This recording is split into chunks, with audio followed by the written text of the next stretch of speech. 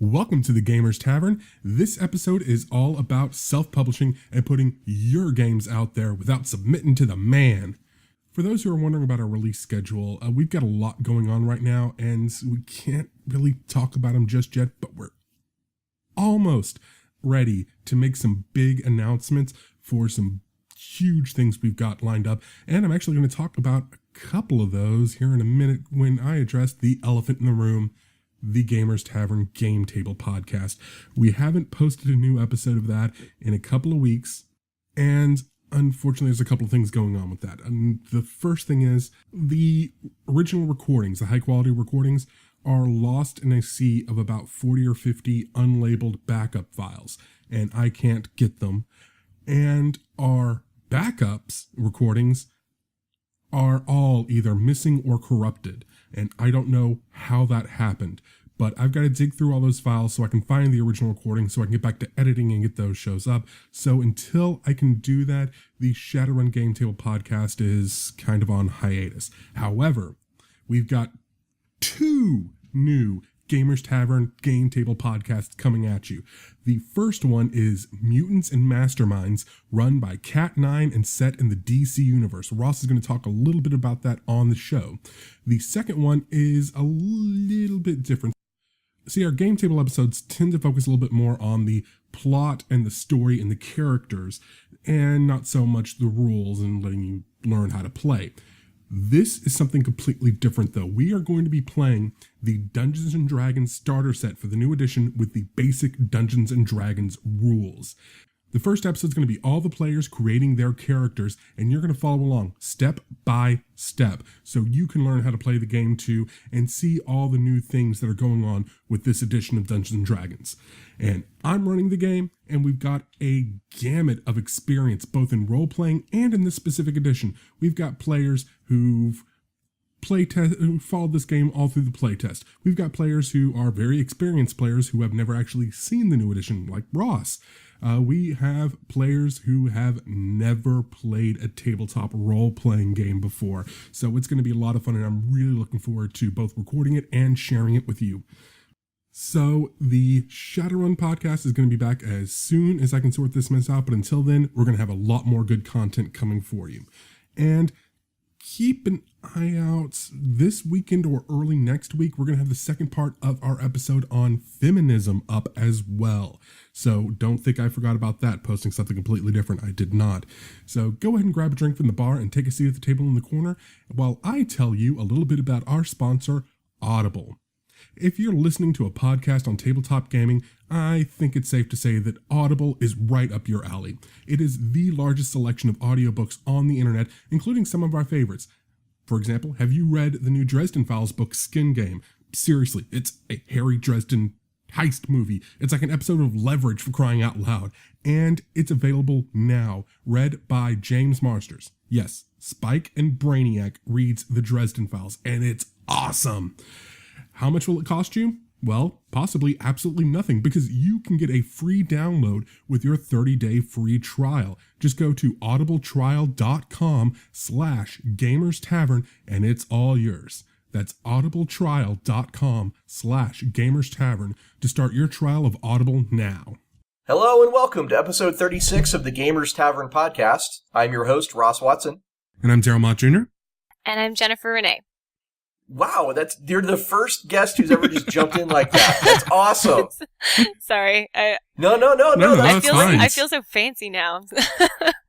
No, that's okay. Note to future guests. Do that.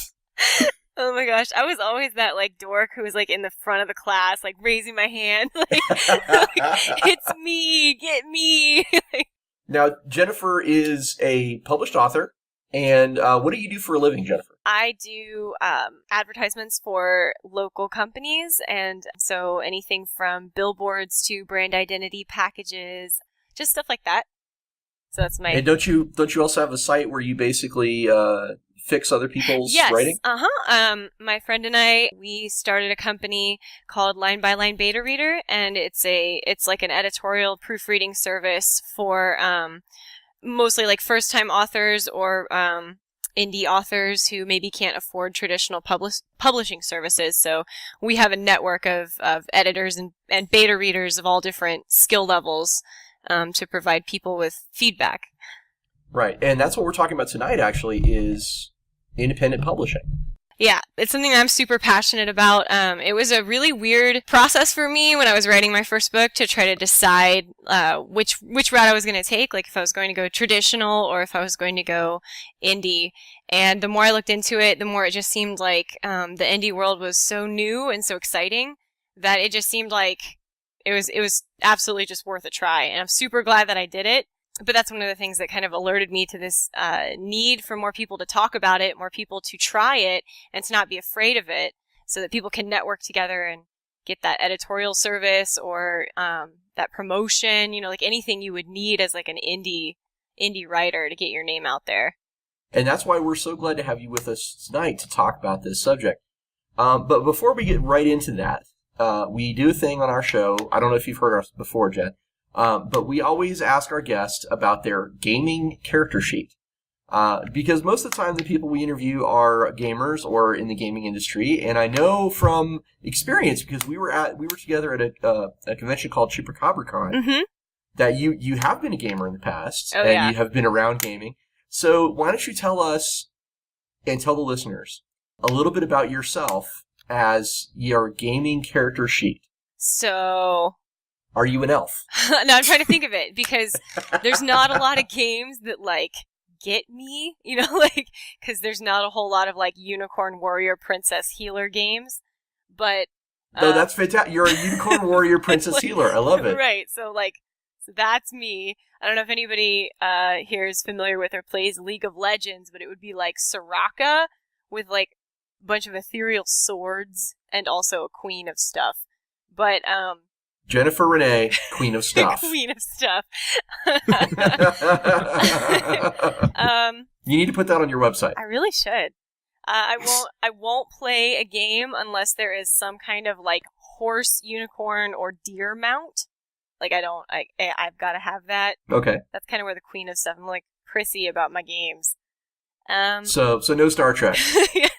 Not a lot of like the Star Wars. Like I know those they have some really great like Knights of the Old Republic and stuff, but I was just like, they don't have any ponies, so I can't do it. But, but it seems so dewbacks just don't cut it. Right. I don't know. So I guess that's my overall. I mean, I'm pretty low strength, but I want to say like the intelligence, wisdom for like magic attacks and healing, but I don't walk around thinking that I'm like super brilliant and smart all the time. So, but I don't know. Okay. Yeah, Unicorn Warrior Princess. Unicorn Warrior Princess. Okay. Now, you do have a really great gaming story that I wanted you to share with us, because it was the one you told at ChupacabraCon. Oh, yeah. Can we get you to tell us about that? Oh, sure. So my cousin Zach, who is he's an amazing guy. He's a hardcore D&D, every board game ever. I mean, he's amazing. And he was trying to get myself and my brother to learn about D&D. And so, of course, I was like, I'm not going to play unless I can have a pony. Even if it's an imaginary on paper pony, I'm not going to do it. So he's like, yeah, sure, I'll give you a pony. So I was super excited, and we started our little characters, and we went up on this cliff, and he was he was annoyed with me for taking up so much time in making my pony that he was like, oh no, and now we're on a cliff and your pony gets spooked. So you're going to have to roll to see if your pony runs off the cliff. And I was like, I don't like this game. And he was like, no, you're going to have to roll. so I grabbed the dice, and I'm like, no, we got this, pony. And then I like roll the dice, but we didn't got this. And my pony ran off the cliff, and I was like, oh, nope, no. I'm out. I'm done. No more. I like stood up, did like the mic drop with my stuff. I'm like, no more. Like we're done here. So I never played D&D again. It scarred me for life. Like for life. It absolutely. I'm really, really sorry to hear that, because I think you would be an excellent role player, but it is also really sad that you had to go through that trauma. It was horrible. Of losing your pony. I dream about it. I'm like, no, pony, no. If only I had rolled a 7. It was like my fault. That's also going to count. See, what I did there was actually very smooth, because we also have a thing called Tavern Tales, which is talking about a die roll that's very important. Oh, yeah. So what I did is I actually took you right out of your gaming character sheet, right into the Tavern Tales. Awesome. Very smoothly. So the only other question left is to talk about what we've been playing lately. Okay. And I'm actually going to start with Daryl. Daryl, what have you been playing lately? I haven't been doing much playing. However, we have an in-studio guest today. My friend James is sitting here using my internet to play Ultima Online, which apparently still exists in fan servers. So That's awesome. yeah, he's been telling me all about the changes they made whenever they made their own, because it's fans of the game after EA stopped supporting it, made their own servers. You can still connect, things like that. So That's very impressive. Jennifer, have you been playing anything lately? Someone lied to me and told me that there were pony-like creatures in the game WildStar, so I went and got the collector's edition thinking it would give me greater chance of having pony, but there wasn't. Lies! As it turns out. Lies! I know, it's my weakness, and it's so easily exploited.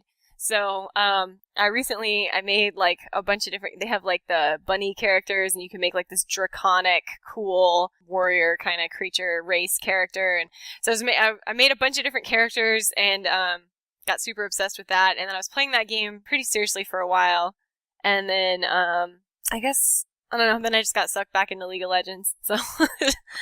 Well, you could come over to Star Trek Online and you could name your ship the USS Pony. Oh, okay. Just saying. Okay. Just saying. Can you paint your ship or in any way like upload like a bitmap file? Like you know how like in Counter-Strike you can like spray paint like a logo when you kill somebody? Yeah. Like can you? No, you can't do that. You can't destroy people with like pony missiles maybe or something. Like, give me something. Lie to me. Like I'll go play. I can totally. If you lie to me, I'll be there. I'm writing down Star Trek ponies. So the other thing, let's see. I moved. I'm in Colorado. Oh, This is no the first. way. yep. This is the first broadcast from me in Colorado as opposed to Austin. Living in North Glen, which is apparently right next to Thornton, which is all part of the Denver Metroplex. Wow. Cool. I have actually joined a 4th edition D&D game that's running with Bill Keys. I'm playing a warlord, which is kind of cool. But I look at it this way: I'm dual-wielding adventurers because the warlord makes everybody else do stuff. And I'm still playing the Avengers game. In fact, we're playing Avengers tomorrow. I'm looking forward to that. We're still playing the Gamers Tavern game table, which is Shadow of the Bat. It's the DC Adventures game that's being run by Cat9. And I am playing the Knave, one of a number of vigilantes trying to protect Gotham City in the wake of Batman's death. And it's pretty fun. So that's what we've been playing lately. Let's jump into, because we got Jennifer here, let's talk about independent publishing. Okay. So Jennifer, talk to us. What is the difference between traditional publishing and publishing on your own? What's the big difference there? I think honestly, like biggest difference, I mean, there's a bunch of differences, but the biggest and most glaring one is the need, I guess, to self-promote, because you do have to self-promote with traditional publishing. I mean, unless you are like already a rock star and they already know you. From what I understand, when you first are published, like it's your very first book, traditional, like I said, you still have to like get out there, but you do have the backing of like a publisher, and you do have some help, plus you have your books in like all the stores, and you don't really have to worry about distribution and stuff like that. But with self-publishing, you don't have that backdrop of people who have like, like your company and your publisher and your editor and your whoever necessarily that just already by default believe in you. And there aren't 1,000 stores that have already ordered 300 copies of your book. You have to really put yourself out there and be good at it and believe that you can do it in order for anything to work. And I think, it's really important for our listeners to actually know, like, what you did self-publish. You self-published a novel called The Last Seraph. Yes. And it is basically like a Beauty and the Beast story, but like with like the Beast, like the 666 Beast. Yeah, it's the capital B Beast. Right. It's a love story featuring Satan. Right. Yeah, it's kind of about because I thought that if there were ever a character who ought to experience that opportunity at potential redemption and forgiveness, shouldn't it be that character that everybody hates? So like you have like the Avengers, for example, and you've got like everybody kind of pulling for Loki, right? Like, come on, get it together, bro. Because like, Loki is awesome. You can right? Oh yeah. It's like, yeah, you can do that, man. And then when he goes evil, you're like, oh, but you kind of love it because you sort of wanted to see that too. So like, I thought like, there are other interesting characters and entities that could have a really cool story there. So that's kind of where that came from. And, I have read The Last Seraph, and I am willing to say that it is very, very good, especially for an author's first book. Thanks very much. I think everybody kind of knows there's always like, that first book and it gets better from there, right? So This first book is really interesting. I think the things that you did really interesting here was, like you just said, you tackled some what if questions that people were just too scared to ask. and like the question, what if Satan could be redeemed? What if Satan's story is a little more complex than we thought?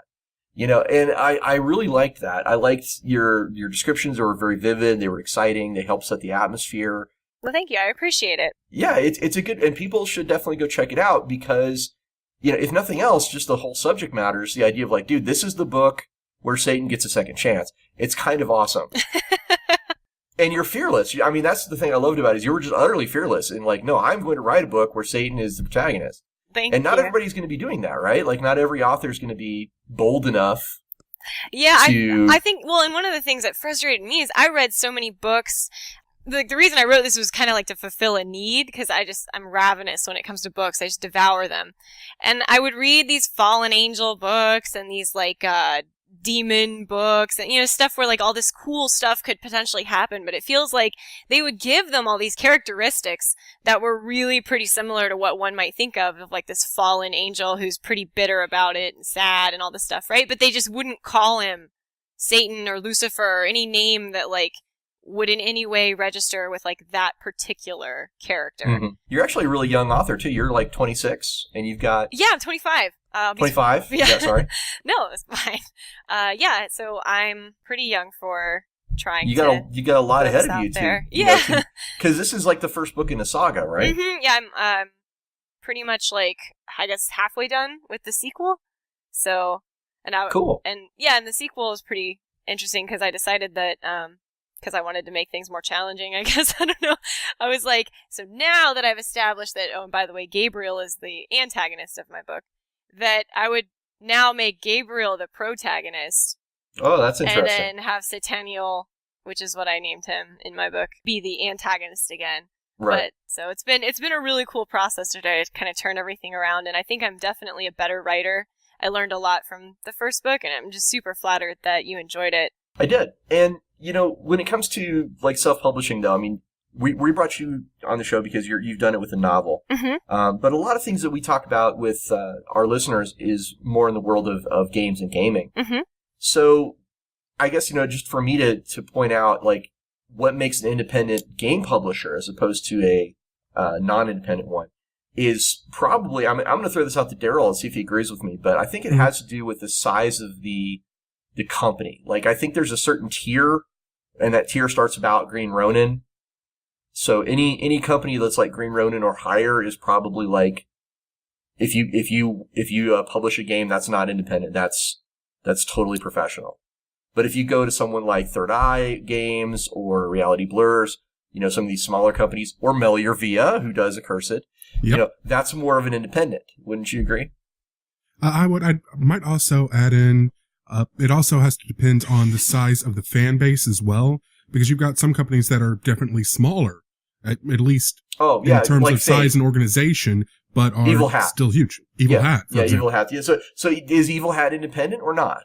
It's really tough to call. I agree. They're small enough to be independent, but organizationally speaking, but at the same time, they're huge dominant force in the role-playing game market. Right. So I think it's definitely a gray area in terms of gaming. But in the gaming world, though, they don't have those years and years of tradition that the novel world does. And that's kind of where that comes from. Don't you think, Jennifer, in the novel world that's based on tradition? Yeah, I mean, I was thinking about what you said, and I'm not, like, again, I can't play, like, D&D and stuff because I have trauma, but I was thinking about, and, like, I mean, I think there might actually be a perceived kind of like traditional, because like if you don't get your card game published by like Wizards of the Coast, or if you don't have your board game published by Hasbro, like those are like big names that, and I know those aren't necessarily the kinds of games that everybody is talking about here, but I just mean like there are really recognizable names in the same way that there are like the big three or big five. I guess now one of them ate the other ones. There's like four or something, but like, I don't know. Like there's a couple, like a handful of big publishers in the traditional novel industry as well that people recognize. So I would almost say that an indie publisher is somebody, and I think it goes back to marketing. With games, it's like it's the way they are able to market their wares. So like, you know what I mean? So like obviously, for example, like Wizards of the Coast, again, I mean, they have a huge network. They're super recognizable. They can get your card game anywhere. But anybody else, it's like market penetration. Yeah, basically. like they would have to take, even if it was a bigger name, they might have to take a more indie route with your stuff because they don't have any proof that it's going to sell. They don't have any proof that it's going to make them any money. So you might still feel indie even if you were, because still nobody knows your game. You know what I mean? Like you still will have to go to like conventions and promote yourself and your game, even if you got your actual stuff printed by like a big deal publisher. Right. The thing though that, I mean, we talked about how The Last Seraph was a risk-taking book. Mm-hmm. And we talked about it was a bold step to make, your protagonist, Satan. Right. I have problems pitching that myself at like conventions. And I think that's really like one of the big differences between an indie publisher, and this is true for games as well as novels, is that you're going to find the unique and niche stuff more often in the indie side. And that's true for novels and books, I would say. Absolutely. The more experimental things. Mm-hmm. It's like a risk-reward thing as well. I mean, the indie stuff is usually a little bit cheaper because they know that, they're trying to just get their names out there at first, you know what I mean? But at the same time, people feel like they've been burned because there's a bunch of crap out there. So I think some people are really afraid of spending the $10 on the indie game when they could spend $20 on a game that has like 80 billion likes on Facebook, and they can find like a whole raid call meeting that they can go join. Like there's just so they feel like I don't want to keep spending $10 on these risks when I could spend $20 on something that I'm sure I'm going to like. But at the same time, if you do that, you can find that amazing thing that like a traditional publisher is really missing out on. So like I said, it's like a risk reward because sometimes there's some amazing stuff out there. I mean, like Kickstarter is a huge example of incredible indie games that just take off because people hear about it and they're like, oh my gosh, that's incredible. That's such a great idea. But I mean, you gotta really search for it. And sometimes you gotta be burned, but I think it's absolutely worth the risk. Well, that's the next question I was going to ask you. What are the advantages of going independent?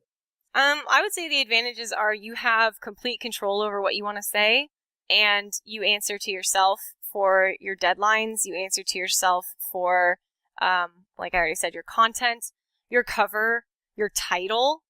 You're your own boss. Yeah, you're your own boss. I mean, even down to like the editor that you want to hire. If you want to hire an editor, I mean, I know some people don't, or if they have a English major in the family or something.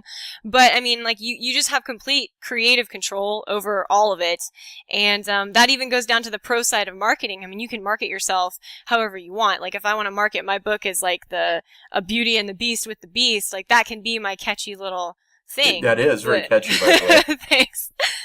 If I want my main character to be that Satan, like it's not a different guy, don't give him a different name. Like don't make it Hades and Persephone. Like I actually want it to be the 666 guy, right? Like I can do that. Whereas I think in the traditional world, it's very likely, very possible that like you don't necessarily have a say over your title. I mean, you get to vote, but you might not really get the final say.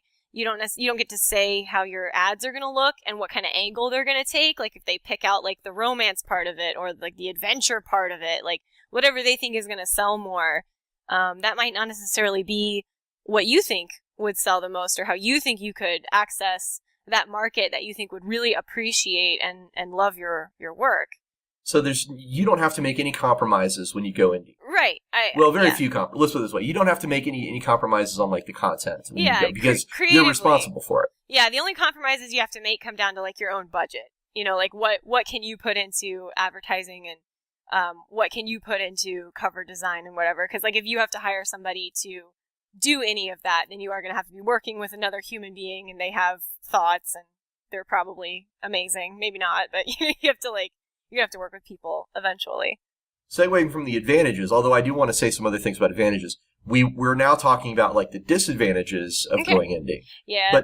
But like going back to advantages really quick, the idea that you're doing something unique and niche, I think that's probably a little more important for gaming than it is for novels, just because I think a lot of gamers are really looking for the new thing. They want something, at least in my opinion. Oh, I totally agree. When a gamer goes to a store and he wants to buy something new, he wants to buy something he really, not just an iteration on something he already knows, but he wants to try something that he hasn't seen before. Does that make sense to you, Daryl? Yeah, that's where you get trends that pop up frequently in games where you'll get a whole bunch of people basically making, I think Sherlock Holmes is going to be the new one because that just entered the public domain completely. But for a long time it was zombies, then it was like sword and sorcery, very Conan-inspired stuff, and Cthulhu, mythos stuff was a big thing. Everyone wanted to make the game that everyone recognized in that genre. And there were a lot of oddball ones that popped up that ended up being really successful too, based on the fact that they were able to make something that was really super specifically niched. That's a good point. Sometimes, I think you can make the argument that some gamers do want something familiar. I think a good example is Mantic Games. They've made a whole bunch of miniature games that are basically remakes of very old familiar properties that people wanted more of. And there's advantages in that too. Just like, I think that's why the romance novel is still a very popular thing, because you know exactly what you're going to get, right? Like, there's no surprises in that romance novel. But it does give you what you want. So there's both sides. There's the people that want exactly, they want more of the same, and then there's also people that want the new. But that's where the indie is the big deal, is it's going to be the new and the experimental and the unique, right? Absolutely. Okay. I'm not as much like the tabletop kind of gamer, but especially with like MMOs and stuff like that, even MOBAs now, you hear about like Dota 2 and Heroes of New Earth and League of Legends, and like they're all trying to like people fall in love with something and then they're just like, well, now what? Because that was really great, and if I want to play that, then I should just go play that. Like, I don't want a reskinned version of the same thing. Right. And so I think that's why you have all these like, for like what, a decade now, like WoW clones just keep coming up, and it's just like the same thing over and over and over, and every game is like, oh, but we're special in this one way. And I think that's why indie people have a huge edge in that, because they don't have to answer to like a huge publisher like EA. They can just like come in and be like, actually, no, I am going to make it different, and it's going to be so crazy. I'm going to make a platformer where the main character is a meatball. Yes. Right. So I think absolutely that's where indie developers have an edge. Well, let's shift gears. Let's go back. You were talking about the disadvantages of going indie, because you were saying that the upfront costs are a big deal. And I think that's definitely true, because I did a Kickstarter for Cursed where we had to put up some upfront costs. Mm-hmm. But tell us about, like, in the novel worlds, what are the disadvantages of going indie? Well, there's definitely, like I mentioned before, it's difficult if you don't know how to market yourself, or if you do know how to market yourself and you just don't have the budget for it. It's difficult to want to go to a convention and that's the other thing. You have to, if you're a shy person, you're not very good at like putting yourself out there. It's difficult because you're indie, so it's just you. It's like you and your best friend who wanted to come with you because it's Dallas Comic-Con and I want to see William Shatner. You know what I mean? They're not really actually going to be there with you. It's really all you. So I think it's definitely, it depends on your personality, I guess is what I'm trying to say. Like some of the cons. And then also... Well, let me ask you a little more specific question. Okay. What is like a typical, you don't have to give us like what you paid or anything, but if you were going to tell somebody what a ballpark figure would be to market a novel that they were self-publishing, what would that be? Oh, wow. Well, if you have really effective ads, like if you have just nailed it, you know what I mean? And you have like a really great, concise, clear message that really hits your target audience. I guess there's a lot of time. I guess that's something else I'm trying to say. It takes a lot of time to save yourself the money, of figuring out, for example, if you have Google AdWords, like which ones are actually working for your sales rather than just generating clicks. So if you already have all that behind you and you've already done like the research or you've already spent the money to deal with that, I'd say like, I don't know, maybe like $1,000. Okay.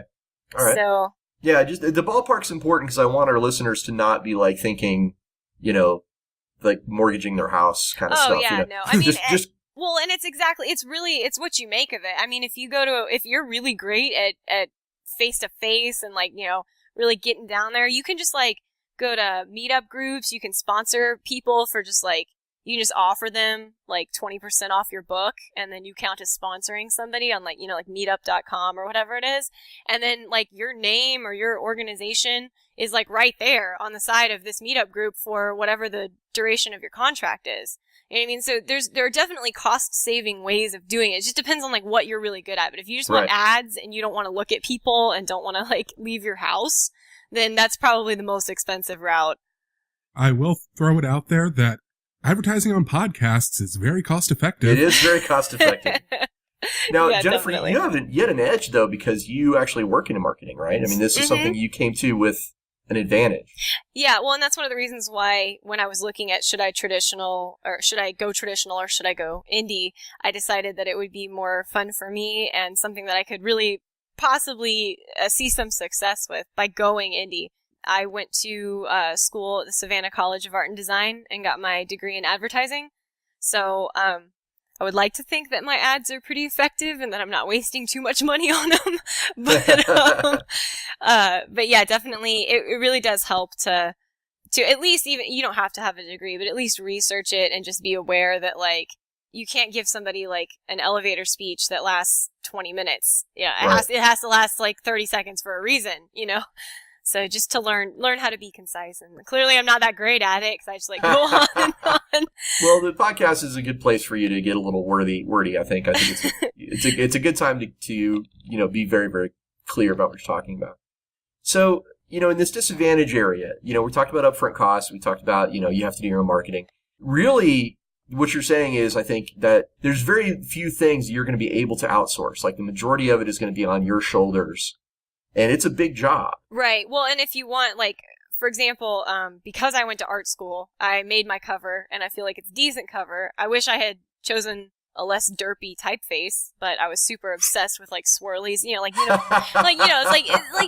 first world unicorn princess problems, and I just, infected my book with that, but, other than the typeface, the glowy hands and stuff, so, I was able to at least make my own, but, I mean, that can be pricey, too. I mean, it just depends on how much you want to put into it, how you want it to look, because I know that it can cost, $800 to get a professional designer to do your cover, and it'll look amazing. So this is something I run into a lot when I'm looking at independent games and guys that are making third party stuff. Like I was at Comic Palooza in Houston just a month ago, and I saw quite a few third party guys that were making Pathfinder products, and they were making books for different games and companies. And Daryl and I were both taking notice of things like cover art, interior art, layout, production values. And, I think what that really boils down to, and this is true for, I think, both industries we're discussing tonight, is you're not just an author, you're not just a game designer when you're indie. You have to be your art director. You have to be your editor. You have to be that guy who makes some very tough decisions. And, unfortunately, I saw some guys at Comic Palooza, I think, that ended up choosing to go with something that would get their book out on time, as opposed to something that would get their book out late, but would make the book look a lot better. And, I think that's kind of where I want to weigh in and say, if you are going to go indie and you are going to be the guy in charge of all this stuff, I think it's in your best interest to not rush it. Yeah. Because, your book can be late and that'll only matter once. But if your book is bad, it's going to be bad forever.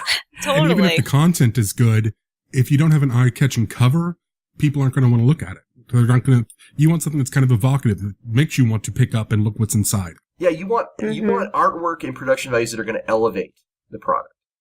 Well, right, and that's because you're competing with big publishers who have the time, the money, and the inclination to do it all. So it is really important Well, one thing you do have as an indie, though, is time. Oh, yeah. That's what I'm getting at. It's like, don't rush it. Well, absolutely. Yeah, absolutely. You answer to yourself. And I mean, like, if you tell everybody, like, you know, oh, I'm halfway done making my game and, you know, we're almost there. And then you're like, well, don't be afraid to be like, I ran into a roadblock. It's going to take a little longer, because people will forget about that when you finally do publish your amazing product. You know what I mean? They'll forget that think about, like, any, like, Smash Brothers game ever, I'm pretty sure, has been delayed by like 4 or 5 months. Like, heck no, it's not coming out for Christmas. Like, they're already lying. You already know. Right? There's no way. There has never been a Smash Brothers product that came out on time.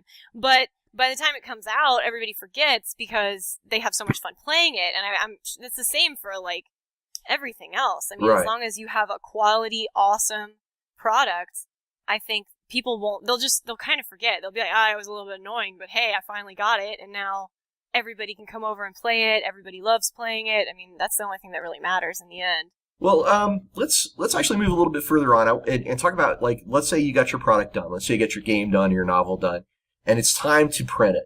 As far as I'm aware, there's basically 3 different ways to go. There's the digital-only method, which is like, you know, for novels, it's EPUBs.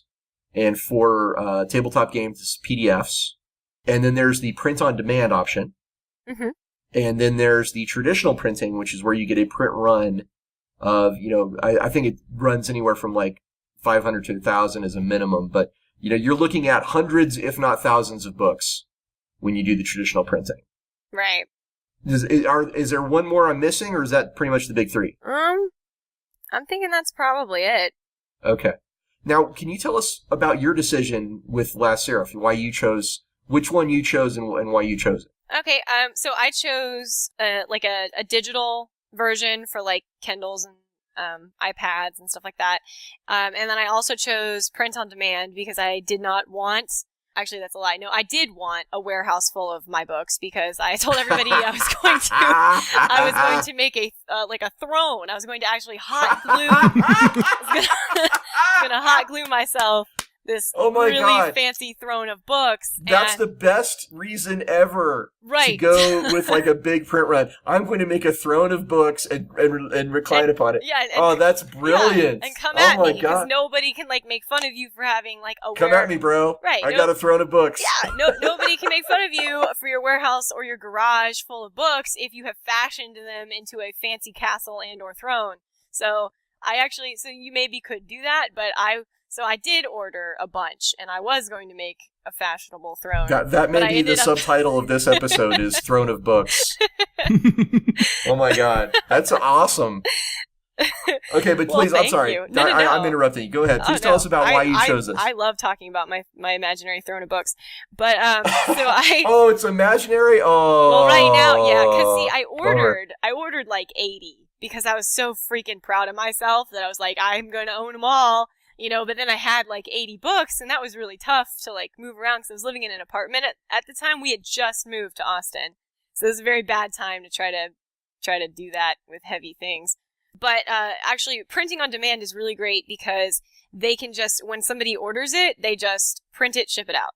You know, and so you can order a bunch for yourself, like I did, and you can either make yourself a really cool chair, or you can just have them, and then when you go to conventions, or you want to put them on consignment at bookstores or wherever else, then you have some physical copies that you can. And the advantage is you don't have to physically ship them yourself. Oh yeah, like for example with Amazon's Create Space, they do everything. I mean, they print it off, and then if like, for example, I ordered some stuff that looked really kind of, like, the colors were off, and so I asked, like, hey, how long has this been happening? And they're like, oh, well, recently we moved your orders to this other shipping and printing center, and we'll just move them back here. So you have a lot of, I mean, they're super nice about it. You have a lot of control over, like, everything, like, down to the color balance of the colors of your cover. Okay. So it's you have actually a lot of power. Well, we did the same thing with the Cursed. We decided to do it as a digital product with a print-on-demand option. Awesome. And exactly for that same reason, because, well, not for the Throne of Games reason, because that would have been awesome to do. Maybe should reconsider and try to do that. It does make me reconsider, but we did the print-on-demand option because we didn't want to really, it was too risky to do it where we would be shipping it out ourselves and storing all the products ourselves. Now, I do have something exciting to say that we did actually arrange a print run through Studio 2 Publishing, and at Origins last month, you could have found print copies of Cursed there, and now it should be sort of trickling out to game stores to be on a physical product on the shelf there. So we did eventually do a print run, but when we started our plan, like the smart way seemed to be, like as an independent publisher, to go with digital and then do a print on demand as an option. Yeah, I think it definitely makes the most sense to at least start out that way. But I mean, that's awesome. Congratulations. Thank you. Well, it's actually been a good time for me. In the writing world, like I actually have a short story published. Oh my gosh! It's in a book called Containment Protocols, and it's a EPUB right now. You can get from manticdigital.com if you want to check out my short story in that book. Mantic. I'm writing it down. It'll be in the show notes, too. It'll be in the show notes. So, Daryl, what about printing? Do you have anything you wanted to say about that before we moved on? One thing about doing a traditional print run that you guys mentioned but didn't really go into details, the warehousing. That's probably going to be the biggest pitfall, especially for game designers, especially if you're doing anything tabletop related, because tabletop game books are always big. And if you're doing a board game or a box, those are big boxes. You've got to put them somewhere, which means either you better have a damn big garage, or you're going to be paying someone for storage of those every single month or quarter or however you negotiate your terms with them. Right. Whether they do fulfillment or not. Some places do fulfillment as well. They'll do the shipping. Some of them don't. It's just literally like a storage place. Okay. So you've got to have somewhere to put them, and that can get pricey and something you need to take into account if you're thinking of doing that. Yeah, absolutely. Storage is a big deal. I've actually talked to a lot of people who've printed their own stuff, and they always say, don't put it in the backyard. Get like a storage unit that's, got a sealed, typically you want like the hermetically sealed places, because books are not the kind of thing that do really well with moisture or leakage of any kind. So, nope. If you have a nice garage, it'll probably be okay. But if you don't, you're going to have to go probably get one of those storage lockers. And heat. Because I mean, anything that's been perfect bound, which is, if anybody... Oh, it's glue, right? Glue will melt. That means that it's just you take the pages and ta-da, dipped it in glue. Yay, you have a book. So I mean, that can melt. I know that was a big problem at the bookstore I worked at, because when I was a kid, it was before a lot of the advances in shipping that's happened recently, especially with Amazon pushing a lot of the companies to upgrade how they're storing their products and shipping them. Mm-hmm. There were a lot of books that you would pick it up off the shelf and the cover would be in your hand and the pages would stay on the rack. Right. I believe it. Because the glue had melted, and then when it got into the air conditioner of the store, it reformed and the seal wasn't there anymore. Yeah, so that's a really good point, is about heat. Yeah, absolutely. And I did want to talk about one advantage of going with the traditional print run. If it's something you're pretty sure you're going to be able to sell, however many copies you're ordering, traditional print runs tend to be cheaper on your end than print on demand. Print on demand costs a little bit more per unit in most cases, unless something's changed in the last couple of years. Yeah, it's based on volume, I believe, because when we were looking into it for Cursed, it was a question of there was an upfront cost on a per 1,000 basis, and the minimum was 1,000 books. And that upfront cost was, we were the ROI on that just didn't look like it was attractive to start with. That's return on investment. Yeah, so we eventually worked out a great deal with Studio 2 where it made sense for everybody. But all I'm saying is just keep in mind that if you do go traditional printing, there is a minimum number that they will want, and that number is not small. Well, another benefit to traditional publishing, or I guess I call it warehouse publishing, because for me, traditional publishing means going through, for me as the book person, means going through the big, Penguin books or something. But if you go to a printer and have it done in that 1,000 order kind of thing, you can choose your paper type, and you can choose offset printing, and you actually have a lot of really great quality control options. So if you are sure that you're going to sell a bunch, but you really do need to be super honest with yourself, but you do have a lot of really awesome quality control options. Right. So, we've talked about, the things that have kind of led you to the decision that you wanted to self-publish. Now, how long ago did you get your book out? When did it come out? It's been a little over a year, I think, that it's been out. So do you feel any differently now than you did at the very beginning? Has the experience sort of changed anything for you? Oh, it's so easy. Like I just tell everybody, like, oh my gosh, you should totally do it. Have you been rejected by a publisher? Have you given up? Like, I should have an infomercial for like all of the self-publishing outlets, because I'll sell it, man. Like, I just think like it's so much easier than I thought it was. I mean, I thought it was this crazy insurmountable, and like I can do like some basic website coding, but I thought like to code stuff for like your Kindle and the iPads and like Mobi files and stuff, it was like, oh my gosh, it's gonna take forever, and I'm terrible at math, which is why I decided to write. So, like, I don't want to, like, measure my cover, and I'm going to get it wrong. And it's actually so easy. I mean, there's so many tools at your disposal to make it just super fast, super flawless. And now that I've got my first one done, I mean, I can just, like, plug in the new stuff. You know what I mean? Right. Like, it's so fast and so easy. And for, like, instant gratification people, like, oh my gosh, this is the best. Like, now, of course, I think the question our listeners are going to want to know is, like, have you found it to be profitable to do this route? Could you see yourself retiring from marketing and just doing, self-publishing full time? I think maybe in another 5 years. I wasn't profitable for most of my first year, but now it's finally started turning around. But it's trending like it would. Absolutely. No, that's what I'm saying. That's what I'm saying. If it's being reasonable, I think if I give myself another 5 years of putting books out there and self-promoting, and of course when I have more stuff out, then people kind of trust you more than just like a one-shot random thing. Right. That helps you just by itself.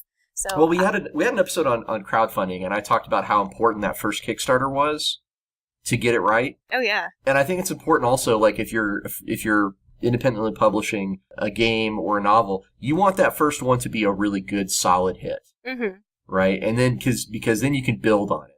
Don't just put, and this, falls back to what I was saying about don't rush it, right? Mm-hmm. Put out something you think you're really proud of, that you really feel is a good representation of yourself. And that will be your foundation that you can then build on, right? Yeah, absolutely. So when you're talking about publishing and we're talking about building on that foundation, you just said it was super easy. What are the software and tools that you use to make it so easy on yourself?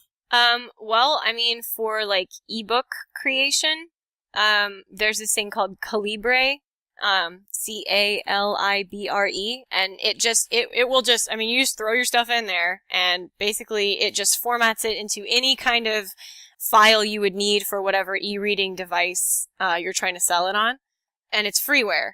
So that's always good. I'm going to double down on that recommendation. Even if you're not publishing anything, it's a great organizer if you have a large collection of books. Yeah. But I got to tell you right now, I got better results and faster results and easier results using that program than I did with the official Amazon converter trying to get a Mobi file. Oh, really? I didn't even try, because I just read that people were like, this is a good one. Because it's command line, and I had formatting errors, and it would work on some Kindles, not all of them. Oh. The one from Calibre, no, straight out. Oh, that's awesome. That's good to hear. So yeah, I just suggest that, and then for like, I mean, this one's much more expensive, because it's not free. But as far as like doing your cover, like I have Adobe Illustrator. So for anybody who does do any kind of graphic design or something, you probably already have that program. Photoshop. But yeah, you can do it in Photoshop. Let's see, I think like freeware versions of that are like GIMP, and there's one that's like the name Monkey in there, but I can't remember. But there are like online freeware kind of Photoshop like. I would recommend InDesign. Oh yeah, for like the interior. Well, yeah, if you want to do, well, like, especially on a lot of tabletop games, they have a nice like kind of cool graphic design on the interior as well. And it's just great for laying, if you want to put anything cool like a sidebar in or a handout. Or, tables. Yeah, tables. InDesign is just super fantastic. It's what I use for all of my products is InDesign. And I actually design my covers in InDesign as well. Oh, cool. As far as, putting logos in the right spots and the names and fonts. I mean, yeah, Photoshop for the art, absolutely. But InDesign is what I use for laying it all out. And if you're wanting to learn how to use InDesign, former guest Adam Jury has just started posting YouTube tutorials. Oh, Jury is really good. Yeah, he started putting up tutorials on YouTube on how to use it specifically for game design and game publishing. What are any other tools you can think of, Jen, that are really important? I mean, this one's so hilarious and easy, but like Microsoft Word, you would think that you would have to if for your print on demand books, like your physical books, you would think that you would have to do it in something like InDesign, and you totally can, and InDesign makes it super easy, obviously, because that's what it's for. But the tools that Amazon provides you with, for example, just make it super easy. You can just upload your Word document, and with a little finagling, you can actually make it look. So if you don't have access, I guess is what I'm saying, right, to InDesign, a lot of the publishing options you have now have tried to make themselves compatible with Word. Let's say I wanted to publish my book on Amazon. Is the Amazon stuff they have there pretty self-explanatory, or can you think of some tutorials that other people might have done that I should go look at? I think it's pretty self-explanatory. The only thing I would say is to not get sucked in, because I mean they're going to try to sell you on cover design and like ISBNs and barcodes and like stuff that you don't actually need. If you just go to myidentifiers.com, which is owned by Balker, you can buy your own ISBN numbers and then just use Amazon, for example, since we're using Amazon here, just as your printer and not as your publisher.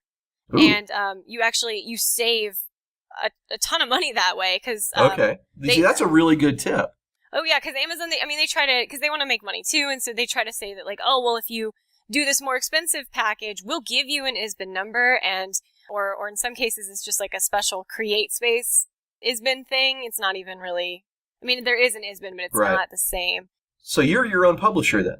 Mm-hmm. Yeah, you just, and it's so, I didn't have to do anything. You just go to that My Identifiers website and just be like, I'm going to name myself. I was like, I'm going to be Iscabel Press, because that's an awesome name. So it is an awesome name. But did you need to incorporate or anything? Is there something you do differently on taxes or? No, I went downtown eventually, months and months later, and I paid the $14 to make that a sole proprietorship. But, just, cause. Okay, well that's something that's really intimidating, I think, to a lot of people, is that whole idea. So breaking it down like you just did, I think that's really, really useful. Oh yeah, no, really just go there and be like, I've got my own ISBNs, I've got my own stuff. I literally just want the printing services of this print on demand, which could be Amazon or wherever, and you'll save yourself a lot of headache. And but otherwise it's actually a really great service. They have really visual, you upload your manuscript and it makes it look like a book, and you can like flip through the pages, and it's really great. Wow, that's pretty fantastic. So Ross, you've got a lot more experience on the back end with Drive-Thru RPG, which is pretty much the go-to source. It's like the Amazon for, yeah. Pretty much. So I was wondering, based on what Jim was saying, how similar is Drive-Thru RPG? Okay, what's funny is John Dunn, who's been on the show before, he was kind of our business guy, and he set that all up through Drive-Thru. So honestly, if for me to say how it is would be disingenuous. But what I know is that John did it easily. Now, John's a smart guy. But if John can do it, I'm pretty sure I can do it. And if I can do it, I'm pretty sure most people can do it. Not to denigrate John at all. He's a really smart guy, like I said. But I don't think it's super hard. That's all I'm saying. Because I know they have a lot of similar tools to what Jen's describing. I just haven't seen them myself. I've just heard people talking about them. Yeah, well, Sean Fannin is going to be my roommate really, really soon. And Sean is, of course, a big guy who does a lot of stuff on Drive-Thru. And we'll need to get him on the show and maybe talk us through it. Talk us through that sometime, because I think that would be something useful for the listeners to know. But it's a good point to bring up now, just to keep in mind for the future.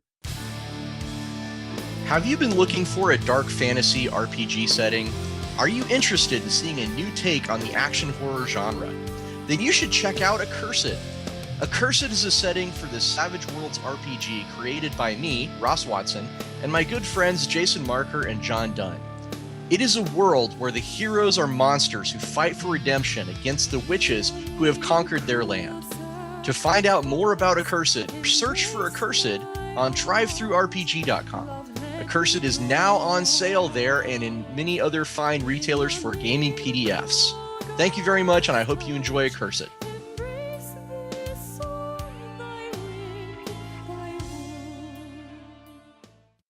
And we're back with Jennifer Rehnay, the self-published author, talking about independent publishing. We had just kind of gotten done talking about tools and software.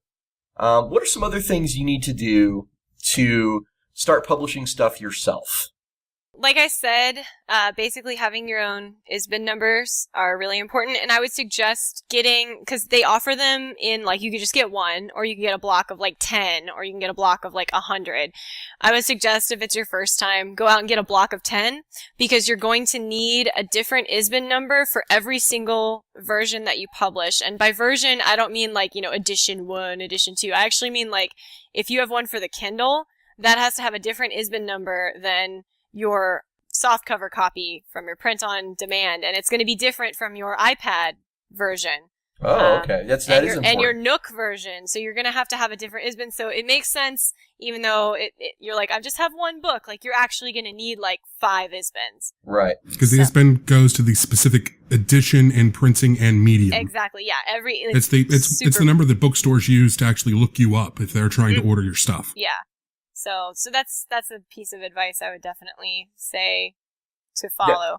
Yeah. You said you would like to hire someone to edit your stuff, or get your stuff edited. Do you know like a ballpark of how much that typically costs? Or so it's kind of different depending on who you want to edit your stuff. You know what I mean? Like what kind of qualifications you want them to have, because like a professional quote unquote like editor can charge anywhere from like 5 to 10 cents a word, and I know, like, for my book, for example, that would have cost, like, I don't know, $8,500 or something like that. Jeez, I mean, I would love to get paid that much per right, word. I know, it's incredible, to write right? it in the first place. Yeah, no, I know. So, but if you have that kind of money, you can get, like, the most pro editing job ever. But they can also return your manuscript with a big X on it and be like, make it a Western. So, I mean, it just depends. So, you can find a lot of people who can do it for, like, 1 cent a word,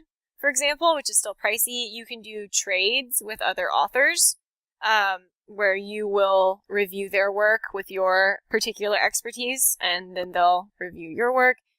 You can find people there's some really great forums out there that you can either hire or, again, do trades or something like that, like Absolute Right.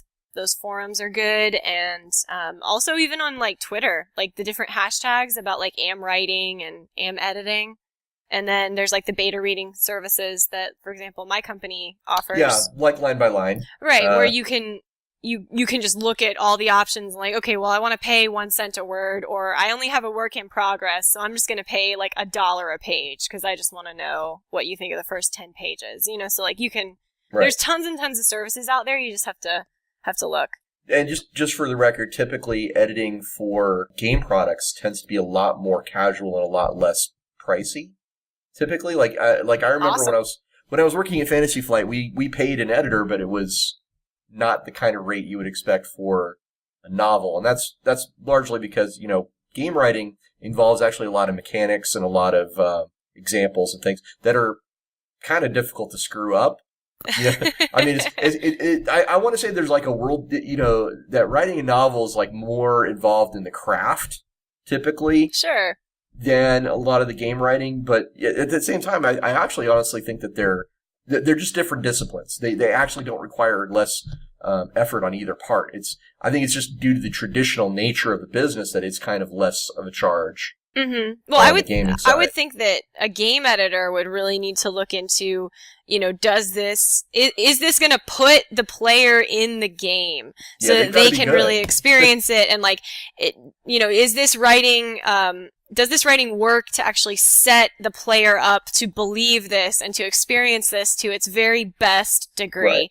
And I think that's very similar to novel writing, but like you said, it's just the mechanics are a little bit different, because the novel is like, while I'm reading this, do I believe that I am this character? Like, it's right. Very, very similar. It's just that the words you use to accomplish the task of getting the user into the world that you're trying to create, you just have to use different words just to do it. Yeah, well, tabletop gaming as an industry typically is just like traditionally, and I don't know why this is, but it has always been one that pays very little for both writing and editing. That's just the way it is.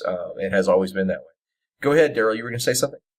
I was just going to say, definitely want to make sure to get someone who's experienced with gaming to, if you're doing editing, unless you're specifically just wanting someone to check, your grammar, your tone, things like that. Just because the writing is a lot more like technical writing than it is novel writing.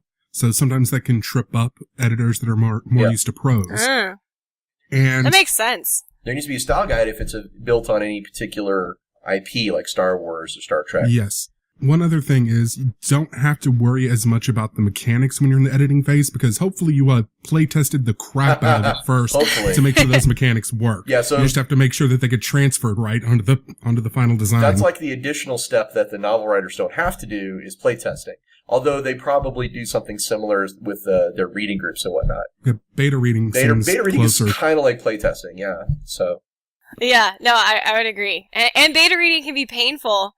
Also, when you get one of those where you're like, oh my god, I just don't get it. Like, why do you have no dialogue and 80 billion words? Like, so I would imagine it could be pretty similar for tabletop games too, where it's like, how come when do we get to play? Like, when do we get to why do I have to throw why are there all these really detailed rules for treading water? Right, right. Exactly. So I'm looking at you, Shadowrun. Yeah, so what you also need to set aside some money for artwork. Now, games typically have a much higher budget for artwork because they need more of it to illustrate the characters you're going to be playing, the monsters you're going to be fighting, those kinds of things. Novels just typically need it for the cover, and you just kind of made yours in Photoshop. You didn't even need to hire an artist for it. Right. I actually, and I think this maybe could help people who want to make their own artwork for tabletop games as well. I actually downloaded a free 3D program called Daz, D-A-Z, Daz 3D. Ooh. And it's totally free, and it's like Poser. I don't know if you ever heard of that one, like for 3D. I'm not going to promote anyone to do an entire cover in Poser because I've seen some of those. No, that's not what I mean. And they're terrible. No, that's not what I mean. I mean for like, for example, like the hands on my cover. Yes. Those were done, like, just the hands themselves were rendered in this Daz 3D, which is basically like a freeware version of Poser. And I painted over them in Photoshop and made them look like not crazy, creepy plastic hands, right? Like, so it was more like those little Poser dolls that artists use whenever they're doing references. So what I'm saying is, like, if you really want to make, like, this guy holding a sword, you can download this program and, like, pose a basic figure, like a male figure, in that way, and then you can just export it, and then you can actually, like, trace over it if you're not, like, a super great artist and, you're not the next And that would actually solve a lot of Liefeld syndrome problems. Oh, Liefeld, you're not an artist. Okay, but yes, we could have a whole episode on art direction. In fact, I hope we will in some time in the future talk about art direction. But those are all really good points. Thank you for telling us about Daz, Jen. That's a really good point. Oh, yeah, no problem. Now, something I'm really curious to actually hear you talk about is marketing your novel, because we did bring this up earlier about, like, what you do for that. What are some ways you market an independent published novel? Well, so again, it depends on your budget, but if we just pretend that numbers don't matter, you can go to Google, for example, Google Ads, and actually, if you don't have an account with them, don't do this until you're about to use Google Ads. So don't do it like now and then publish a book in a year, but or a game or anything. But if you don't have a Google AdWords account with them, you can just type in like Google Ads coupon, and the first link is like an official Google thing, and they'll give you like $75 worth of free advertising once you spend $25. Ooh. So that's a really great way to get started. But again, it only works once. And I have tried it with other emails, and they know. So you can only do it the one time. I know. I enlisted like my mother and like my husband. I was like, everybody help me, but they were like, no, it's not letting me. I'm like, how do they know? That's ridiculous. But so anyways, it's a good one, especially just to get started and just test the waters. You can also, if you just make ads yourself, you can go to relevant websites where you think you could sell your game or your book, and you can get in touch with the admins and ask them like what they would charge to place your banner up for X amount of views or clicks. There's a different kind of cost and measurement there if you want like cost per just view and then a cost per click, because that's different, you know?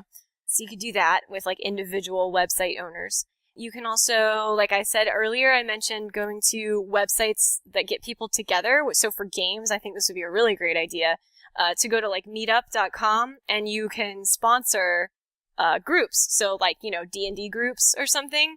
And the way that site works as far as an advertiser goes is really kind of cool, because you just like put yourself out there and you're like, if this group picks me to sponsor them, I will offer them, you know, 20% off of this, or I will that's a good idea. Throw them a party, or you know, whatever the heck your benefit is, and then you just sit there and then they pick you as their sponsor. That's cool. So it creates like a kind of a positive relationship right off the bat. Yeah, I'll say so. So that's a cool way. And then there's guerrilla marketing tactics. So I know for like Line by Line, for example, my proofreading company, we go to like parking spaces, so they have like lines, and then we would like misspell a word like around it in chalk as if somebody like screwed it up, and we crossed it out, and then we like do the correct one, and then little line by line. But you have to get permission from, it's called guerrilla marketing, you have to get permission from like, you know, the shop owner or the Starbucks or whatever. But you can do a lot of really cool creative stuff that way, and that gets a ton of attention because people take pictures of it and then they upload it to their own Facebooks, like, check this out, this company was so clever.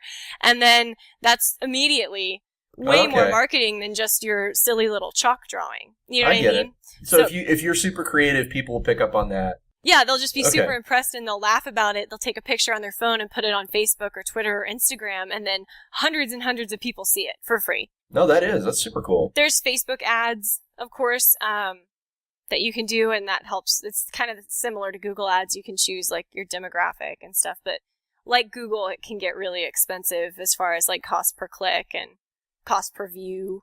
Let me ask you, you know, there's a term I've been kind of waiting. I was wondering if you're going to use it, but I haven't heard it yet, so I'm going to bring it out.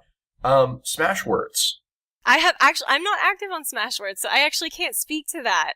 Okay. Well, is my understanding, which is very limited, but my understanding is that Smashwords is also a really good platform for getting an independently published book out there and people looking at it and things of that nature. I've certainly heard about it, and I'm active on some forums that have people talking about it, but I have actually never ventured over there, so I can't. Well, I'm just gonna throw that out then as a suggestion. Maybe you should. What exactly is Smashwords? That's a really good question. And I'm gonna Google it. I'm gonna Google it right now, and I'll give you an answer on that. Because I don't exactly know what it is. The world's I've heard the word. The world's largest distributor of indie ebooks. There you go. That's what they say. Ah. They say they offer a fast, easy option for distributing your book to large ebook retailers, and they provide tools for marketing, distribution, and metadata management. Friend of the show and fantasy author Richard Lee Byers, who was with us a while back talking about game fiction, he uses Smashwords to get his ebooks out there. That's cool. Yeah, I'm looking at it here, and it looks like it's just like a trusted source for good ebooks, at least as far as formatting. I mean, everybody's opinion is their own, but as far as like you can rely on the fact that like it'll be formatted well and you'll be able to read it, and there are periods at the ends of sentences. So it gets around the problem that a lot of independent publishers have, which is this idea that there's no gatekeeper, so it's hard to get the signal from the noise in the amount of stuff that's out there. I mean, I think that's what they're trying to say, but they have so much stuff that I have a really hard time believing that they don't have. I don't know. Maybe I'm wrong. Like I said, I cannot speak to that website. Well, at least you know that the book you download isn't going to crash your Kindle. Right. And I think if Richard Lee Byers uses it, it's something we should look into. That's what I'm getting at. Yeah. So, all right. So we've talked about Smashwords, and we talked about all the marketing. Do you have anything else you want to say about marketing before we moved on? No, that's probably it. Good all luck right. to you. I've got something that I've sseen the guys from Cracked Monocle do, which is they get out there and go to game stores. Oh, the guys from Cracked Monocle are awesome about this. Yeah, they go to every convention they can go to, and they're dressed up in steampunk outfits because it's a steampunk game, and they run demos at they go to the game stores, the comic stores, and run demos all the time. Another thing you might want to think about doing is, based off of what you were talking about, sponsoring groups, is if you're wanting to spread the word more wide, send a free copy to game stores to put in their library. Mm-hmm. Absolutely. Or send it to game, if there's game groups that meet like at coffee shops or bars, or there's a big trend right now with board game cafes where you go to like a coffee shop or a bar and they have a whole stack of role-playing games and card games and board games. Send a copy to them and have them, and make sure that you've got something branded on there so that, oh, I played that game at that store. That was really cool. Maybe I should go buy it. Yeah, no, that's a great idea. And actually, you reminded me when you talked about conventions that's another good idea. But be willing to, especially if you're new and like nobody knows you, be willing to like not come out of there with necessarily like a profit. Like you might break even, but that's a really great way to get your name out. Because for example, like I've been to a couple conventions and I broke even. But then the ebooks that I sold just skyrocketed because people would go see it and then they're like, oh, but I actually could just get the ebook and it's a lot cheaper. Yeah. So they I don't know if they thought they were like. It's tough to go to a convention, and do that too because you got to sit. You're putting yourself out there. You're sitting at that table, right? Oh yeah. Oh, and if you're female, like, do not wear high heels. Really, really bad plan because I was like, man, I'm gonna look so fierce and so fancy, and like all my toes went numb for like a month because I was like standing up and trying to be really like, oh yeah, come over here and talk to me because I'm fantastic, but like really, really, really uncomfortable. So be comfortable, look professional, but maybe like bring some like really nice orthopedic shoes or something because that's a really long day. I mean, it's a really, really, really long day of trying to like have a huge smile on your face and all the people who like don't really want to look at you because they don't want to come to your booth, and they like give you the little side smile and but it's super rewarding, and there are some really, really awesome people who go to conventions. And like I said, I sell tons of ebooks that way. And one thing that you can do to try to offset some of those costs is something that I picked up from webcomic guys. Randy Milholland and Danielle Corsetto, I believe was her name, does Something Positive and Girls with Slingshots, respectively. They typically team up when they go to cons, and they will get one booth for the both of them, and they'll do their sketches and whatever there. So it might be a way to offset some of those costs. Oh yeah, I totally agree. A lot of conventions are really cool about letting you share a booth. Like some of them are really strict about it, but most of them are really, or at least the ones that I've been to, are really cool about that. They don't care. I mean, they give you 2 chairs anyway, so they really don't care. But absolutely, sharing a booth with somebody is a great way to offset your costs, and you really don't need as much space as you think you need. Even for a game designer, you just need enough space to set up your game, really. Right, exactly. So if you can team up with somebody whose game is of like a similar size, so you can split your table perfectly, or if they have a smaller size, or if they have a card game and you have a board game, like that kind of stuff's perfect. Daryl, do we want to talk a little bit about Tefra? Because I played it at Comicpalooza, and we kind of owe them a brief review. Sure. This is a game by Cracked Monocle. Daniel Burrow is the guy that designed it, and as we've talked about on the show before, they represent their game really, really well. In terms of marketing, these guys are extremely good. They always have magnificent facial hair. They're always dressed up in their steampunk. They're always dressed up in their steampunk stuff. These guys were at ChupacabraCon with us, Jen. You probably really? Saw them. Yeah, I bet I did. They had the great mutton chops and the little curled mustaches and long sleeves and vests and jackets in Texas summers at these cons. These guys are dedicated. They're dedicated.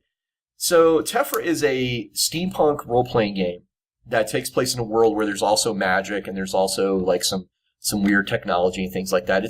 I've described Bill Keyes' Widening Gyre game as the Shadowrun of steampunk. Tefra is a little bit like that. It's slightly a little more out there too, because there's like guys with wings and satyrs, and like in the game we played at Comicpalooza, one of the characters was actually like a satyr with a jetpack and a lance, and stuff like that. Character creation takes roughly 20-30 minutes, which is good. It's a D12 based system, and you roll a D12 and you add your stat. That's basically the success method. One thing I didn't really care for was that resolving things in combat was actually 4 rolls. I roll to see if I hit, you roll to see if you dodge. If I hit you, then I roll to see how much damage I did, and then you roll to soak. Okay? So that's 4 rolls to resolve a single attack, and that's a little bit too much for me, in my own personal opinion, but it works. I'm not saying it's dysfunctional. It's just for me, it's a little on the clunky side. These are because they don't have any static defenses. basically like accuracy versus evade and damage versus soak.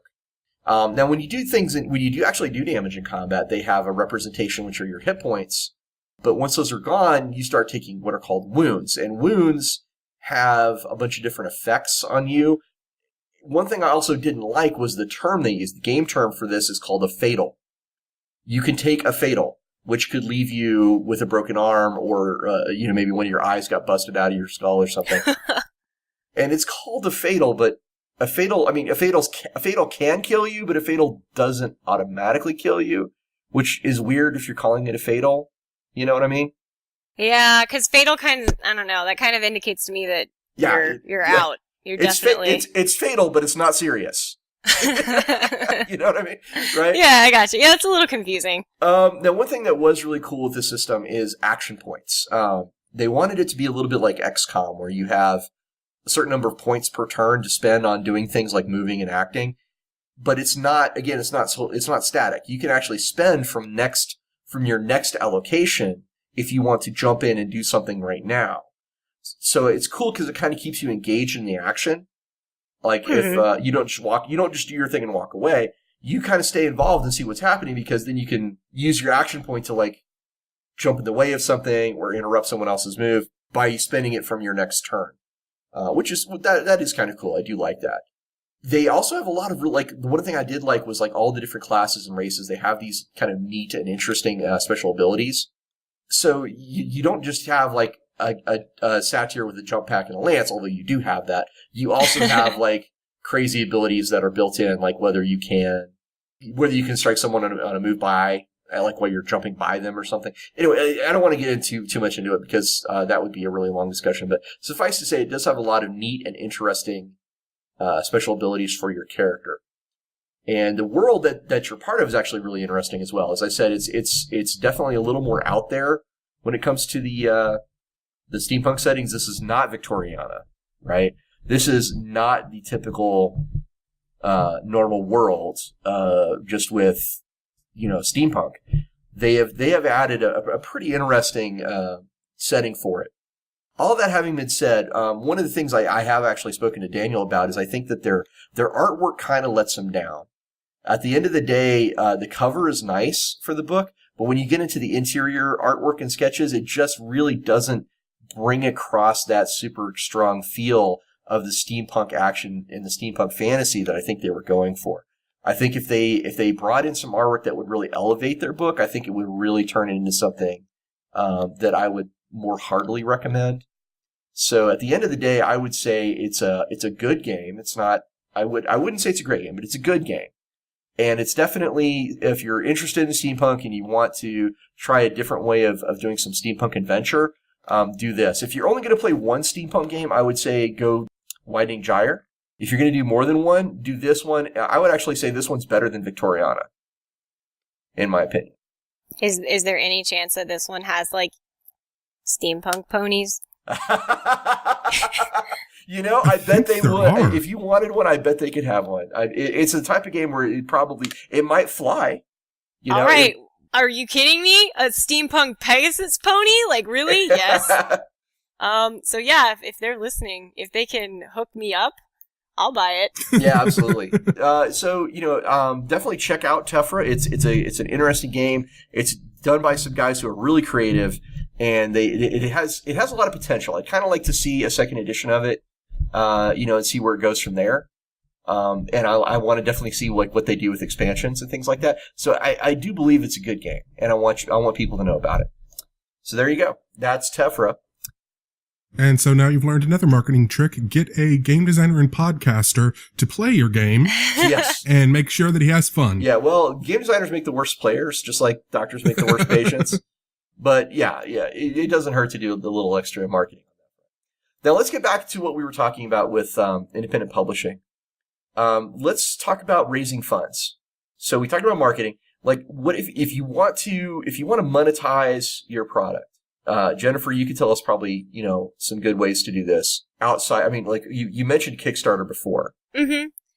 So there's Kickstarter. There's, you can kind of do like you can go to conventions and you can like pass your card out and talk to people and like try to get more people interested. You can do, the reason Kickstarter is so great is because it does all this stuff that you would otherwise have to be doing in real life to go solicit people to like want to be interested in your stuff. But I mean, other than pretty much just like asking people for money and promising them games and returns and I'll put your character in my game or something, I'm not really sure how else you could necessarily do it.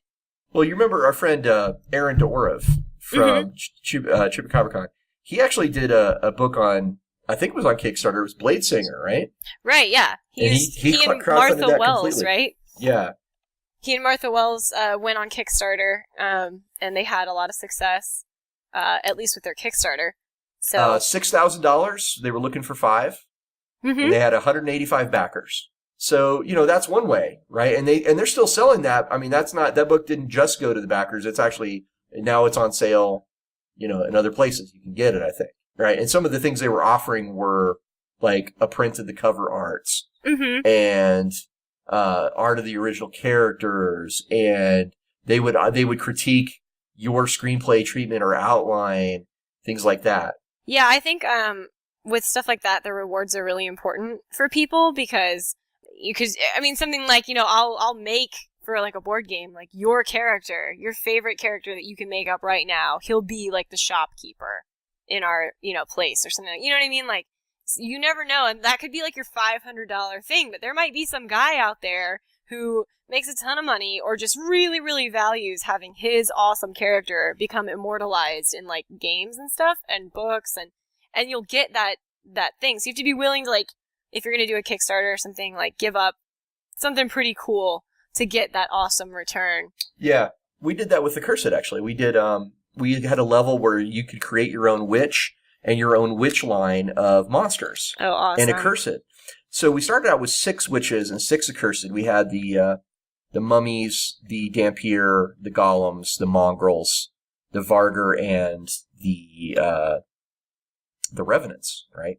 And then we did our Kickstarter and we had a level which was actually really high where you could come in and you would create a witch and you create a brand new type of Accursed. And actually 2 guys did this. And that's awesome. So we ended up we added the Ophidians, which are like snake men, and then we added the Shade, which was like a ghost, because that's what these guys wanted. And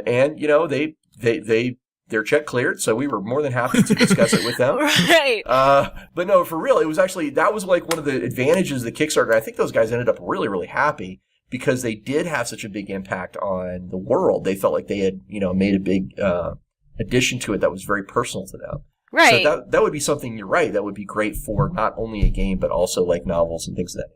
Well, and they're going to tell 1 billion people, like, oh my gosh, Check out race, my snake men. My snake men, like my version of the reptilian overlords are here. It's like that would just be so cool. And they're just going to be like the world's biggest super fans. I would imagine they probably took pictures when they got their copy. And they're probably thrilled. And I've also seen a lot of games do. You are the inspiration for the character art for one of our core characters or demo characters, our sample, basically the archetype characters for the setting. Be you, yeah. Another cool one that I've seen that I believe you guys did as well is basically celebrity game. You run a game of your game for them. Right. I think you guys are doing one at Gen Con, right? I think we're doing 3 of them at Gen Con, yeah. Uh-huh.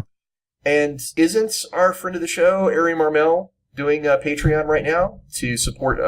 He's not doing it yet. He's focused. He did a Kickstarter for his anthology book. Okay. Which included new and previously published material that was out of print.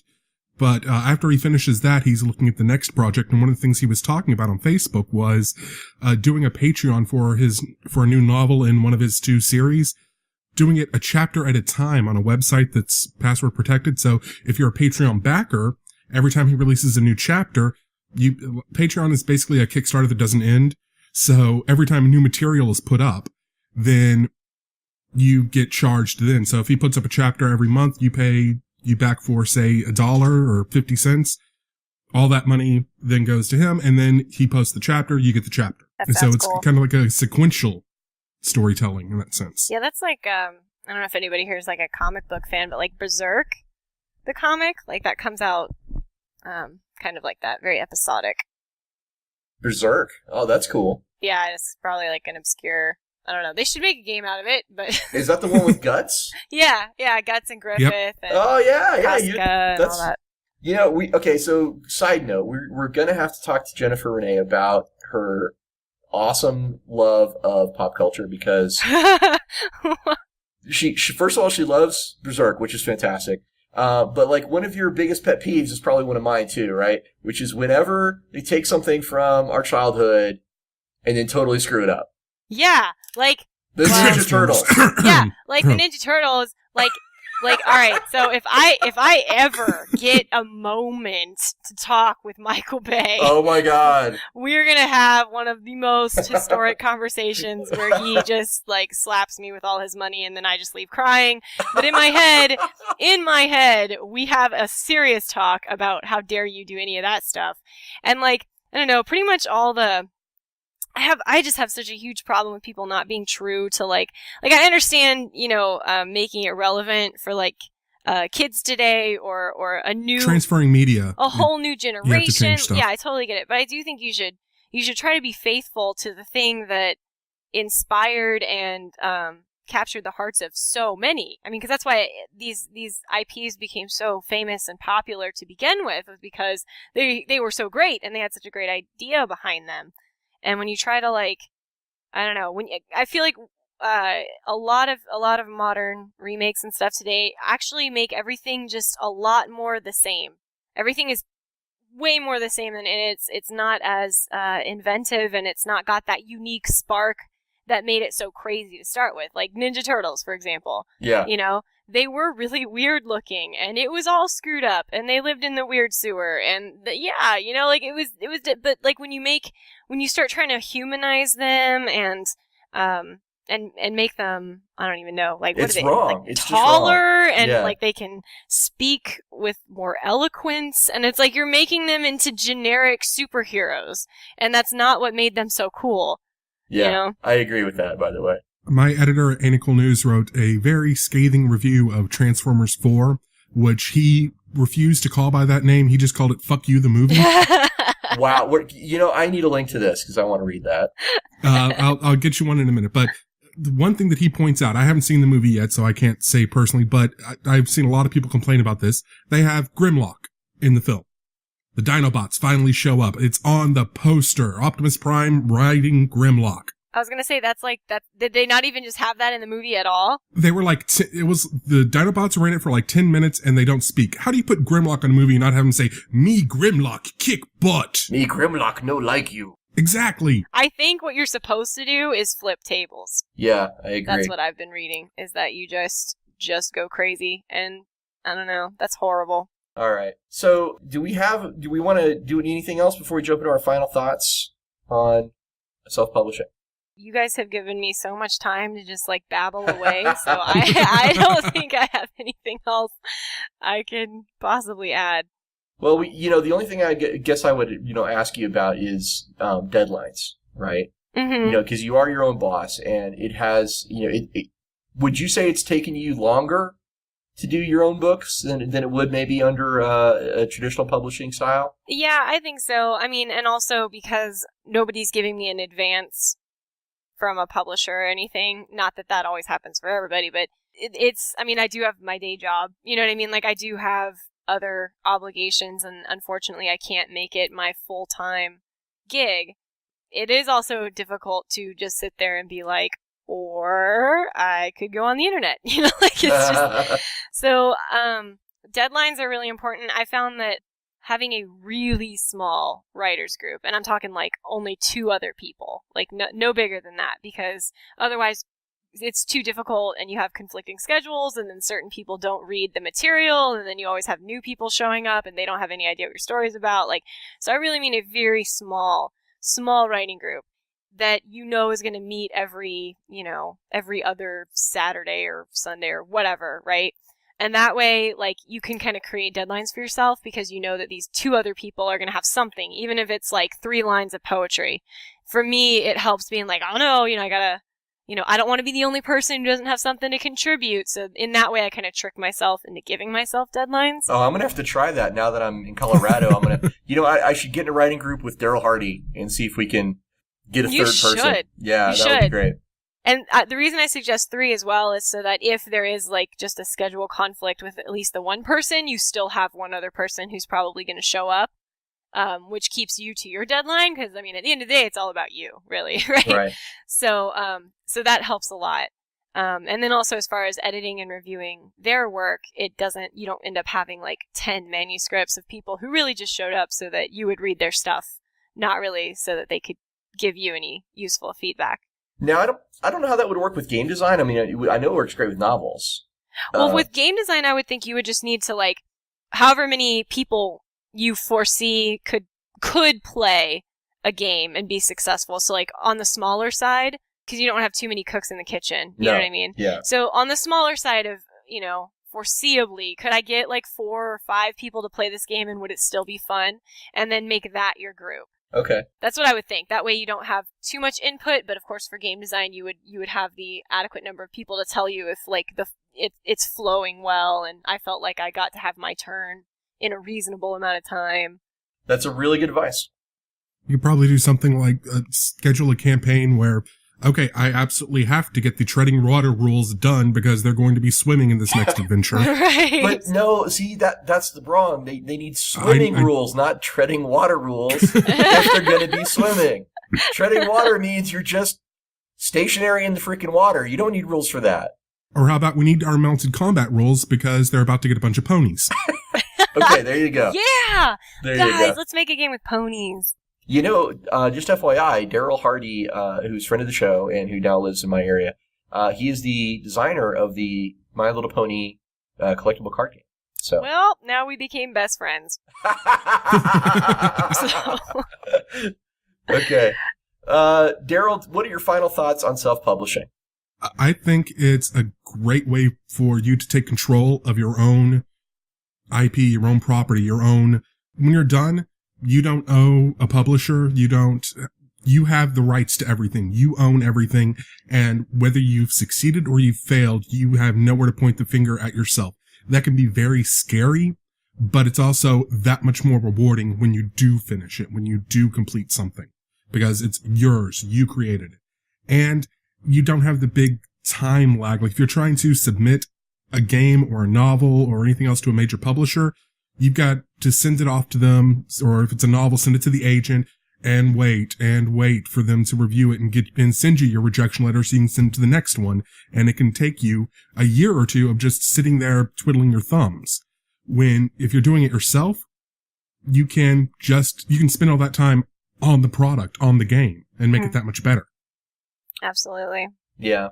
I'm going down that road myself. I mean, having done Accursed and now, all the stuff I have kind of in the works. One of the reasons I moved to Colorado was to focus entirely on writing my own stuff. So, the things that Jennifer said tonight on the show, I've taken to heart. I think there's a lot of really great advice there. Definitely a lot of things that I'm going to be looking into for sure. And, I'm excited. It's going to be an interesting journey. I think it's kind of for the same reasons Jennifer did it. I think I want to do it to kind of avoid having to make any kind of compromise on my creative goals. Go for it. That's awesome. So that's really all I have to say about it. Jennifer, did you have anything left you wanted to bring people up to speed on? Or? Well, I actually wanted to build off of what Daryl said a little bit. Whether you fail or succeed, all that. But I think if you have published, you've succeeded. And that is something to be so freaking proud of. You know what I mean? It's like, that's like build myself a throne kind of success. Really, you don't celebrate that success. Yeah, you don't just wake up one day and be like, I think I'll make a book throne. No, you publish a book and then you're like, I'm gonna make a book throne. It's just such a great feeling, and I know it's that way for anything. I mean, if you do it, you've succeeded, so no fear, go for it. And I mean, even if 3 people buy your game, those 3 people are gonna have an awesome time. And you have changed those people's lives, you've impacted them, and they believed in you, so you should just keep believing in you and keep trying. Fantastic.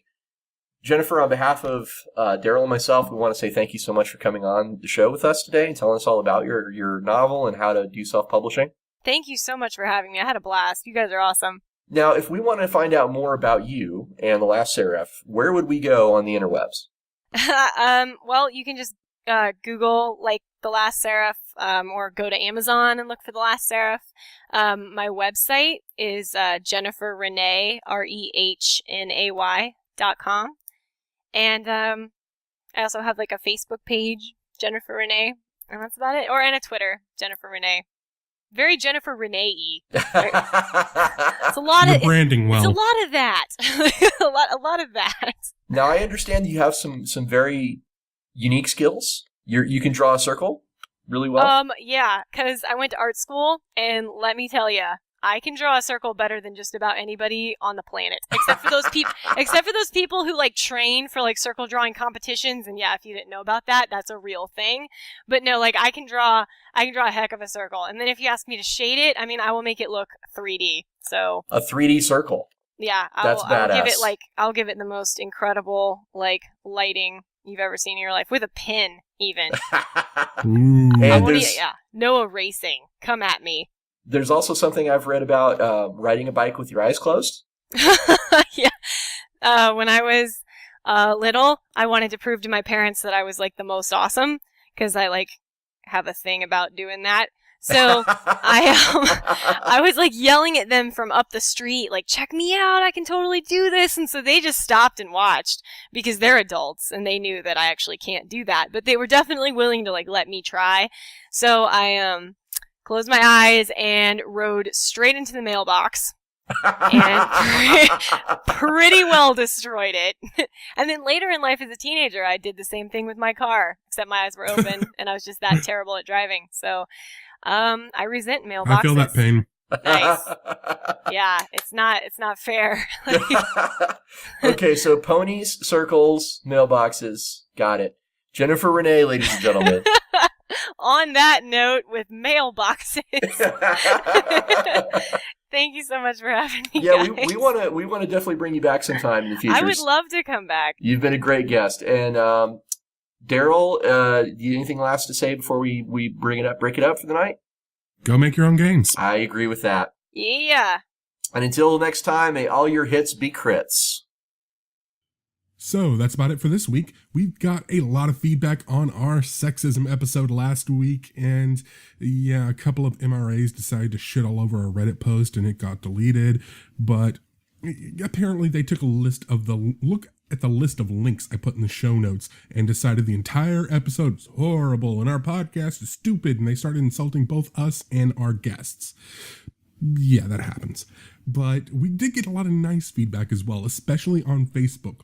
Enrique Velasquez, who said, "Well done, everyone. Great episode on a sensitive topic handled with maturity and tact, and even funny at times." And he even posted a nice, cool little applause sign picture on there, so that was kind of cool. We also have Kevin C. Mason, who said, "I agree. Well done. It's a difficult topic. It's something that my daughter should listen to. My game group is primarily women, and it's perhaps the best group I've ever had." And you know, they did a study recently that counting video games, over 60% of all active gamers are female. They just tend to avoid a lot of online forums and talking in MMOs and getting on the chats and stuff like that to avoid the sexist behavior from immature dickheads. Which is really a shame because one of the best ways to fix the problems of sexism in the gaming industry is for women to have a more active voice and to participate more. But I guess they're, too busy being fake geeks by spending all their time actually playing games instead of just talking about them on forums. Sorry, I'm proud of that one. But we also had Darren Noel, who said, "Great show, folks. Very insightful comments on a difficult topic. Well done." And we also had Karen Lewis, who said, "Thanks for doing a show on a topic that a lot of people don't like to discuss. Looking forward to listening more of your podcasts." And I want to thank you all for your comments. And I'm glad, aside from those couple of trolls, the response has been overwhelmingly positive. And I'd also like to throw a little bit more thanks out to Kevin C. Mason, who on Twitter, when asked for a gaming podcast to recommend, he recommended us. The podcast is well done, amazing comment, many worth a second listen. Thank you very much, and make sure, listeners, to spread the word. The more listeners we have, the more we can grow and the more gaming awesomeness we can bring to you. And thanks to people like Kevin, we've actually got at least one new listener who went digging through our archives and commented on our website at gamerstavern.org. Lee Hanna said on episode 27 on Birthright, "Thanks for this. Found you when this episode was referenced on RPGNet last week. I'm a longtime Birthright fan, member of its forums, etc. And Lee, I'm glad you liked the show, and I hope you keep listening. So if you would like to give us your feedback, you can like us on Facebook at facebook.com/gamerstavern, follow us on Twitter at gamerstavernpc, as in podcast, review us on iTunes, or come back home to our website at gamerstavern.org and leave us a comment. The Gamers Tavern is licensed under a Creative Commons Attribution Non-Commercial No Derivatives 4.0 license. Music for Accursed is Artemis by Asmodeva, licensed under a Creative Commons Attribution 2.5 license. Music for 1 Degree with Nick is copyright Nick Jaworski, all rights reserved, used with permission. Until next time, the tavern is closed.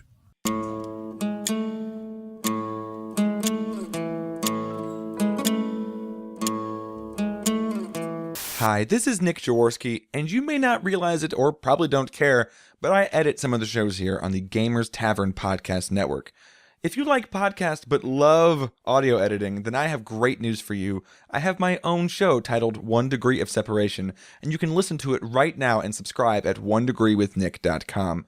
The show is kind of hard to describe. Each episode is basically an experiment that contains original music, stories, interviews. It's probably just best if I quickly show you some recent episodes. Try to see what you had, if you had anything interesting for me. Have you ever waterboarded somebody? It was actually a story of Abraham Lincoln, a very superstitious man, seeing his own doppelganger multiple times over a couple of nights. When looking in the mirror, he saw two faces, his normal face, and then a pale, ghostly one that worried him. I have to get back to editing right now, but you should go check out all of that and more at onedegreewithnick.com. Thanks.